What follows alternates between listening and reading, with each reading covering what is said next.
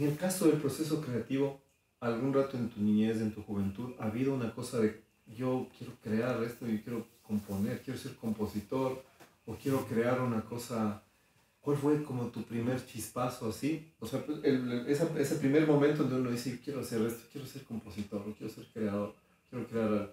Y de eso igual, ¿cómo fue el proceso cuando realmente ya pudiste hacer una obra y decir, "Oye, por fin, este es mi primer producto creativo"? Así. Cuéntanos un poquito de eso. Sí, yo nada más puedo hablar de mi niñez y adolescencia como alguien que amaba mucho la música y disfrutaba mucho tocar. Y que esporádicamente me empezaban a salir algunas melodías. Algunas melodías, yo no sabía que si ya estaba componiendo, ni que después me iba a ser compositor o que después iba a componer algunas obras. Pero desde muy pequeñito me acuerdo que me encantaba tocar y después improvisaba algunas cositas y salieron unas cosas que me gustaban, unas melodías.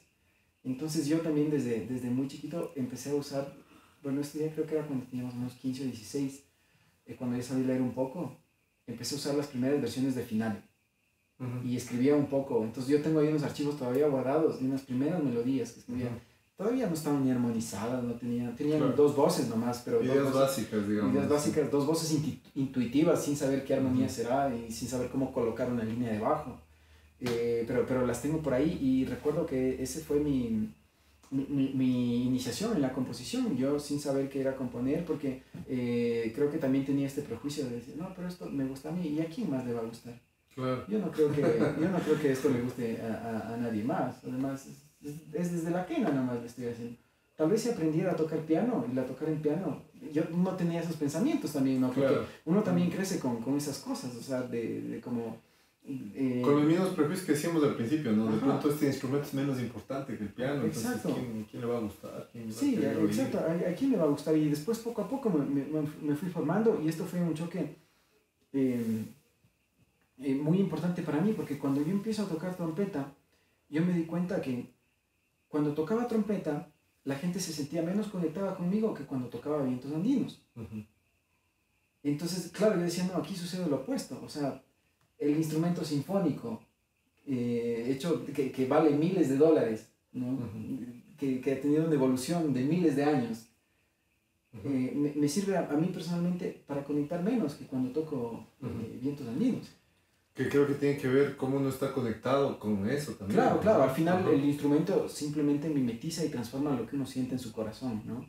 Entonces, a pesar de todas estas circunstancias, yo siempre estudié muchísimo la trompeta, es un instrumento que me encanta, me fascina, y con mi maestro del Jay, o sea, tuvimos una experiencia muy, muy linda de 4 años de estudiar uno a uno y tocar. Claro, un privilegio. Un privilegio inmenso, tocar en la Big Band de la universidad, tocar en diversas orquestas, diversos grupos, la trompeta es un instrumento maravilloso, ¿no? Pero yo me daba cuenta de eso y a pesar de que la gente seguramente no se daba cuenta, era muy, muy personal. Yo me daba cuenta de esto, entonces pasaba todo lo contrario, todo lo que yo había creído en mi adolescencia, de que mi instrumento era inferior, de que yo quizás tenía que aprender un instrumento sinfónico para poder llegar a ser un buen músico, para llegar a componer mejor, se daba la vuelta. Entonces nada, volver a los instrumentos y como que aplicar todo lo que había aprendido en la trompeta a mis instrumentos. Ese fue un proceso muy, muy importante que yo viví, que yo pude desarrollar dentro de mi propia experiencia y más que todo empezar este proceso de identificarme profundamente con el instrumento, porque había sido difícil también para mí dentro de mi familia, como te comentaba, nadie era músico, entonces también había una actitud bastante reacia que yo me haga músico.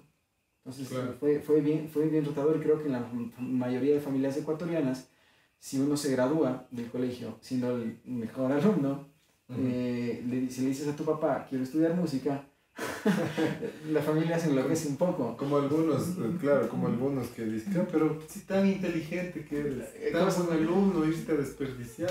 Cosas así, ¿no? Pero yo tenía claro mi camino, ¿no? Y bueno, mi familia siempre me ha apoyado. Al final son prejuicios que justamente es lo que tú has trabajado en romper estas cosas y yo me he sentido muy conectado con eso y también trabajo en eso, o sea,